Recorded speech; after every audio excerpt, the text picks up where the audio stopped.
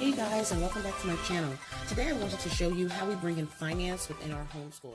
As you may already know, I have a few videos on financial literacy and how we bring that in within our home education. But today I wanted to show you a specific set of cards called Black Millionaires of Tomorrow. I want to say these are by Boyce Watkins, and they're called Fun Finance Flashcards. If you don't already know, guys, I love me some flashcards, okay? But I normally don't use them to just drill in information to my child. I don't like to educate that way, okay? So what I'll do is I'll just give him, a set of cards for anything. This goes for any type of flashcard deck that I have. But let's talk about this one specifically. I'll just give him a few cards, and I'll say, here, look through them. If something sparks your interest, or better yet, what I want you to do is go on YouTube and Google some of these terms and, spark some interest. Learn as much as you can about it. If you want a book, okay, we'll go to the library and we'll look for a book. If you want more information on what you're reading, we'll talk about it and we will, get some more information for you about these specific terms that you're learning about. When I tell you that has sparked so much interest in my son, it's ridiculous. Sometimes, guys, you don't have to give your child a book of curriculum. You don't have to give your child a worksheet. You can give them something as simple as a flashcard and say, hey, go learn some information about it. Or, hey, explore, look for some videos on this topic. Or you may give them a video or two about the topic. So we use Brain Pop a lot. He likes Khan Academy. He looks on Netflix to see if there's some type of documentary or a series that is around this topic that we're talking about. It sparks so much interest. And if it sparks a huge amount of interest, then we dive deep in it and I'll do a unit study. But when I say I'll do a unit study, it's nothing that he actually has to turn into me or something that's graded or reviewed. It's just something that we would work together on and we would do together and we would have a lot of discussion. Also within our home, I definitely allow him to sit in on the budget meetings between me and my husband. On a bi-weekly basis, my husband and I sit together, we look at the budget, we look at the income that has come in, we look at the bills that are going out, and we sit and we make sure automatic payments went through. We'll move things around if we have to. We, put deposits in the bank electronically. We'll make payments if some of the businesses aren't available to do automatic payments and things of that nature. He definitely sits in. Sometimes he's bored. He's like, why am I here? And I'm like, you're here because I want you to be a fly on the wall. I want you to listen. And if you have questions, ask questions. We started this, I want to say, in like the 3rd grade.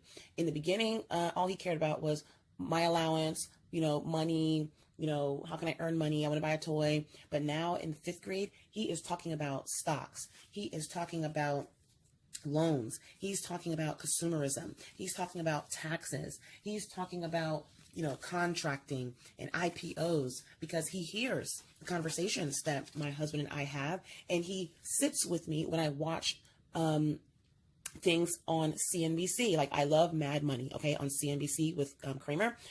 So he will sit and he'll ask questions, and Kramer is very entertaining. So for kids and for teenagers, they may find that particular person on CNBC very entertaining, and it sparks interest, and he asks questions because he uses buzzers and he's really fast in terms of spitting out information and allowing callers to call in. When my son was younger, also, I want to say in 1st, 2nd, and 3rd grade, I used to always watch Susie Orman. She had a show on, I think it was MSNBC or CNBC. I forget which network, but she had a show that came on religiously, nightly or once a week, I forget. And when I tell you I watched that, I recorded that, I played it back because I'm into that type of stuff. And my son, his interest was sparked because he's also into that type of stuff. And she also had a portion of her calls where she allowed kids of any age, kids and teenagers, young adults, to call in and ask her questions. And they would ask her questions like, I have $100 that I really saved and I want to buy this game.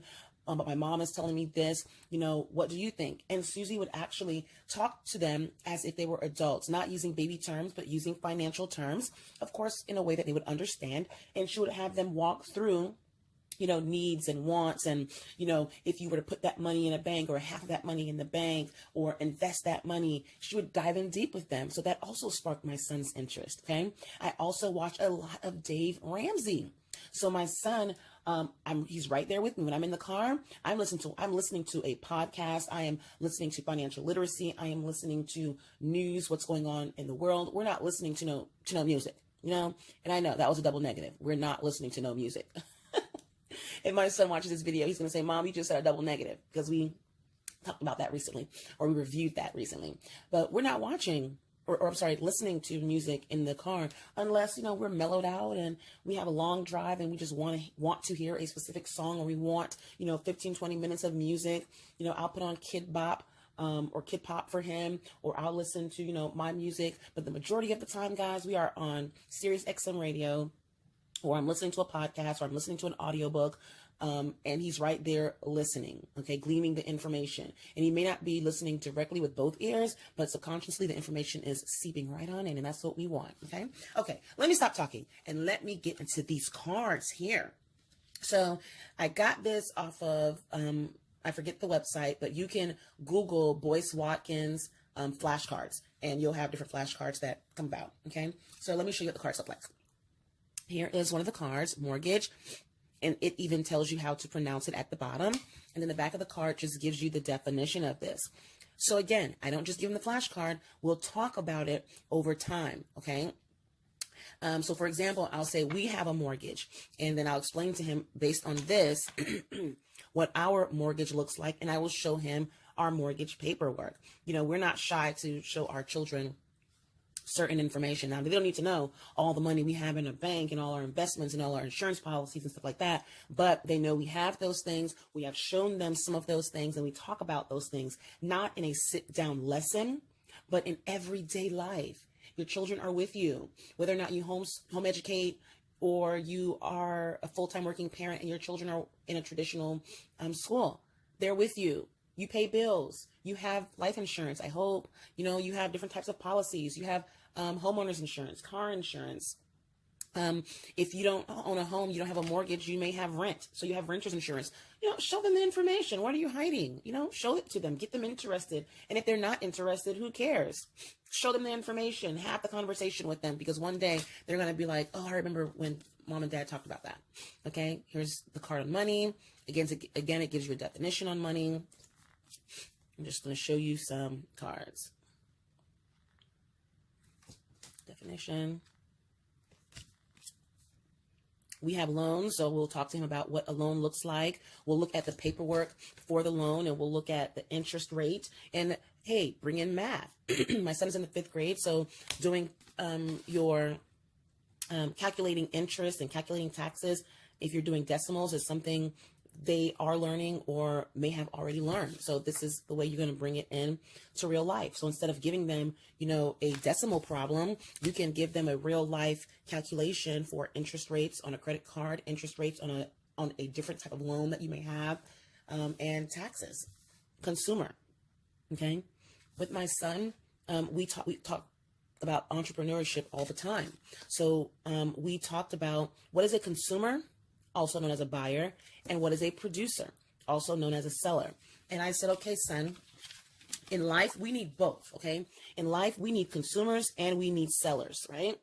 But which one are you going to be, okay? What is your contribution to society going to be? Are you going to be a consumer, one who buys? And if you are going to be one who buys, that's okay, no problem. However, we're going to be a responsible buyer. What is a responsible buyer? Okay, what is a responsible, or what makes up a responsible spender? Okay, and then we said, okay, you're going to be a producer, because that's what you said. You said you wanted to be a producer. That's something that you want to contribute to society. You want to be a seller. You want to create a product or a service that will benefit other people and that you can make money off of, right? And you also want to be a producer because you want to employ people, right? So that's what we talk about in our house, guys. That's the type of stuff that we talk about. Interest. And I already talked to you about interest and how we can bring that in. Instead of giving them, a problem from a workbook or a worksheet, use your real life. Use things that you are doing in real life. Another set of cards that I want to show you, which is also from Boyce Watkins, is these entrepreneurship cards, okay? These are called entrepreneurship flashcards. Let me show you how what they look like. Okay, this is the first card. I'm gonna show you a few cards, guys. Outsourcing. What is outsourcing? Here's the definition of outsourcing. But we talk real life in our home. So I'll say, okay, give me an example of how we outsource something within our home, right? So we'll talk about babysitting, daycare. We outsource those types of services, don't we? Okay. We also say, what else do we outsource? For example, I said in another video, we stopped Sax and Math at a certain point. Because my son just felt as though it was too redundant and it was such a spiral approach, although I love Sax and Math and I knew he didn't like it, but I just wanted him to push on through because I think it's a solid curriculum. So I told him we're going to get to a certain point. Once we got to that certain point, I told him, what did we do? He said, okay, you had me take math classes on OutSchool, pre-algebra and middle school math, or pre-algebra prep and middle school math. On OutSchool. So I said, what did we do? We outsourced that, right? I was like, oh yeah, we outsourced that. Here's another flashcard. Independent contractor. So I said, okay, independent contractor. Let's look at what an independent contractor is. A self-employed taxpayer who controls his or her own employment circumstances, including when and how work is done. I said, do you think we employ independent contractors within our home? He didn't know. And I said, okay, who does our pest control? Who washes these high windows? Who cleans out the gutters? Who does the grass? Who's going to come in and repaint the entire interior of our home? And I said, those are called independent contractors. These are called entrepreneurs. These are producers of our society, right? He was like, oh, okay. Use real life, guys. Use real life. Let me give you some more. Entrepreneur, debt, business plan. He wants to own his own business. He has all these business ideas that he has written down. So our job in our home education, along with your, normal subjects, we focus a lot on entrepreneurship, personal finance, business, enrichment, character building, leadership. Yes, in 5th grade. A lot of this, I'll sit and we'll have a discussion. Nothing is required. There's no deliverable that is required. There's nothing that is graded for these life skills and these enrichment type discussions that we're having. It's just him being a part of our everyday life. It's just us having these conversations. It's just us popping in a movie and talking about what we see. It's us, diving into the Word of God. It's just us being us, guys. Everything doesn't require a curriculum. Everything doesn't require a worksheet or a workbook. Just talk to your kids. So a business plan is important. So he has all these ideas, but we're going to create a business plan and he's going to get credit for it within his homeschool. Here's something else, guys, that I told my son. For Sweet 16, dude, you're not getting a car. You're not going on vacation. You're not getting expensive shoes or a video game. Your Sweet 16 is going to be a lump sum of money that you're going to save and we're saving in order to hand over to you to help you open up the business that you've been talking about and working on since the 4th grade, whatever that is. We're going to cultivate it. We're going to work on it. We're going to develop it. It may change. That's okay. But at 16 years old, we're putting something into fruition. Can you do it earlier? Yes, of course you can. Anytime, right? But your Sweet 16, we're focusing on doing something that you want to do and bringing it to fruition. If you want to take that money and invest it in stock, hey, do what you do. But you need to do something that's going to create some type of springboard for you, an effort for you to be a producer in society. Okay? I'm going to keep going with these cards. Balance sheet. We talk about assets. Appraisal. Let me show you the definition of appraisal. Okay. So appraisal, when we purchased our home, we had to get an appraisal. Look at the sheet. Look at what an appraisal is. Look at what they look for. When you have property taxes within your home, they value your home. They don't technically appraise your home through an independent person coming to your home, but they can value your home to determine what your property taxes are. And if they're wrong, what can you do? You can have an appraisal done for your home in order to give it to the city to basically tell them what you have valued my home as is incorrect. Here is the true value. I'm going to, you're going to go through the process called protest. I explain what protest is, and we keep it moving. Due diligence. I love to use this word. Due diligence. Okay. Within everything that I do. So with his regular schoolwork. I always tell him in math, I want you to, be diligent in your work. Take your due diligence and make sure you research and you gather accurate information before you give me that final answer. But in finance and in life, we always want to do our due diligence before we make a financial transaction. So your birthday is coming up as an example. What you need to do is, I want you to do your due diligence. I said take your due diligence. I apologize. Do your due diligence, and I need you to research what you want. I always tell you, look at 3 sources. If you want this video game, I want you to look at 3 different sources to determine if you're getting the best price. That way you are gathering the information, you are researching, you're looking at return policies, and before you make a transaction. That's called due diligence. Elevator speech, we talk about that a lot too. Okay. An elevator speech is basically a brief speech that outlines an idea for a product, service, or project, right? So, for example, if we are doing something within our home education and he has learned something, I'll say, okay, give me an elevator speech on Mansa Musa. Give me an elevator speech on Sanduetu.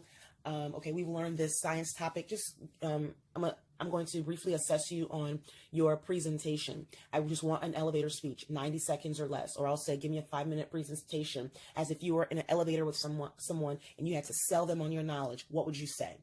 Practice, go. When you're writing your business plan and you get it all together, you get all those thoughts in your head into writing, when you organize that information, you're going to have to be able to give a 90-second elevator speech to sell what you're trying to sell, and present that to anyone who asks you. For you guys, if you home educate, as an example, if you have your own business and someone says, why are you doing that? Have an elevator speech. You don't have that, you're not here to explain yourself to anyone in terms of home education, but people are curious and they may ask you those questions. So you want to say, in 90 seconds or less, why you do what you do, right? Or if you are a business owner, you want to have a 90-second elevator speech on what it is that you do, what it is that you sell, what is the benefit, what's the value, why do I want it, why do I, as a consumer, why do I need it? We talk about that. The next card, IPO. I'm going to put the another card up here, next IPO, and this is from the other flashcard from Boyce Watkins. But IPO and stock, because we watch Mad Money with Jim Cramer on, I want to say it's CNBC, all the time within our home, stocks and IPOs always are spoken about. So he asked me, well, what is a stock? What is an IPO? So we talked about what is a stock, okay? And we talked about what is an IPO. And I told him last year, 2018, that Disney Now, which is going to be like a Netflix, it's going to be like an on-demand type service. They had an IPO, and I explained what the IPO was, and I showed him the price of an IPO, and then I told him how Uber was going to have an IPO in the month of May of 2019, and what that means, and he was really interested. He said, I want stock. And I said, well, you have some money saved in the bank. You have money in your piggy bank. Are you comfortable in taking that risk? He was like, yeah, I'm going to just hold it for a long time, right? I don't need it anytime soon. And I said, that's how we want to think. So what do we do? I opened up an E-Trade account where, he's a beneficiary. Well, no, he's not the beneficiary because you really don't want to make a minor a beneficiary, but because they're not going to have access to it if something happens to you until they reach age of adulthood. But he knows that's his account. Okay. I gave him the login information and everything. He knows how to sell and how to buy, guys. He's not allowed to do it without me, but I let him move the cursor and things like that. And I click on the buy button or the confirm button, but he will put it, he will, create what he wants. He will put it wherever it needs to be put, meaning save it. And then we'll talk about it and things of that nature. So he has purchased stock already into 2 companies, and he's looking at purchasing more stock. So when he gets, birthday money from different people, normally we save a large percentage in his bank, and he has to keep a certain percentage in order for him to, spend. He now says this is what he wants to do. And he tickled me when he said one day, he was like, while people are wearing products and they're wearing other people's stuff, I'm going to be buying stock so that I can own that stuff. And I'm like, okay. So I said, basically, what you're saying is, while people are wearing labels and while people are buying games and buying things, and they're being a consumer, basically, you are going to encourage those people to continue buying that stuff, because the more they buy, the more you earn, right? And he's like, exactly. So let me show you something that we created for his exam. So what I did was, because he was so interested in stock, and because he's going to be active in doing that, I wanted to make sure that I ensured that he understood the different parts of the stock and how to buy and sell. Because again, I did give him access to the account, but he can't confirm the buy, but he can go and browse and save what he wants to buy. So I wanted to make sure he understood how to do it. So a part of his exam week for our home education for 5th grade, I created a worksheet for him that he had to complete. That way, I was comfortable in knowing that he was completely knowledgeable on what to look for. Let me show you what I'm talking about. So all I did was get a screenshot of this specific stock, and I just pasted it on, Word document. And he would have to look at this information and answer certain questions. What is a stock? He would define that. What is a ticker symbol? What is a stock? What is this stock for? That's on this sheet. He would have to circle the ticker symbol, put a triangle around where it shows if the stock is up or down as of closing, highlight the stock price at closing in a certain color, highlight the stock price in a certain color, yesterday's price. He would have to tell me what was the lowest for the share, what was the highest 52 high for that share year to date. He would have to tell me the highest cost per share, lowest cost per share, what is a market order, and what is a limit order. Okay. So I did this again because it just gave me the warm and fuzzy that he knew what he was doing, only because he is becoming very active in doing this. So I want to make sure he knows what he's doing. Okay.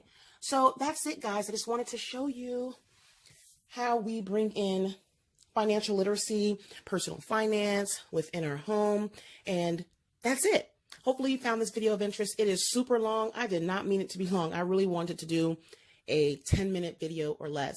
So what I may do is just do another video that's 5 minutes or less with the flashcards, with a brief snippet of what I spoke about. And for those that have the time to listen to a more lengthier video, I'll just put this video as a card, and the shorter video that's going to be a lot more brief, so that, I'll be able to serve both audiences, because I really want everybody to bring financial literacy in a fun way, okay, for your children.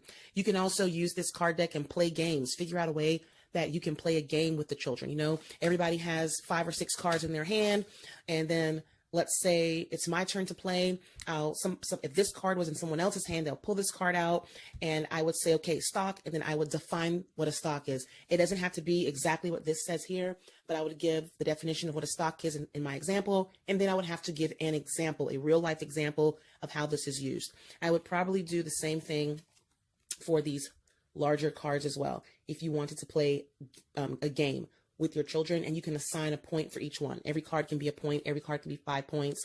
Decide, if someone wins it, they can keep the card. It goes into their win pile. If they lose it, does it go to a dead pile? Does it go back into the active pile? How many points does one need to win? You can figure out different ways to play these games. You can include buzzers. Kids love those buzzer sounds. So you can have people buzz in order to be called upon to provide the answer. Totally up to you. The whole point is financial literacy is critical. By the way, the company that does this with Boyce Watkins, these are his cards again. It's a Black-owned business. So that's another great thing. And the cards have pictures that look like you. So if you are a person of color who's watching this video, if you notice, the cards have characters that look like you, and he did that intentionally. Regardless if you are African American or not, these card decks are something awesome to bring into your home. All right, I'm going to get out of here. You guys be blessed. Keep home educating your children. Keep homeschooling on, and make it a great day. Bye, guys.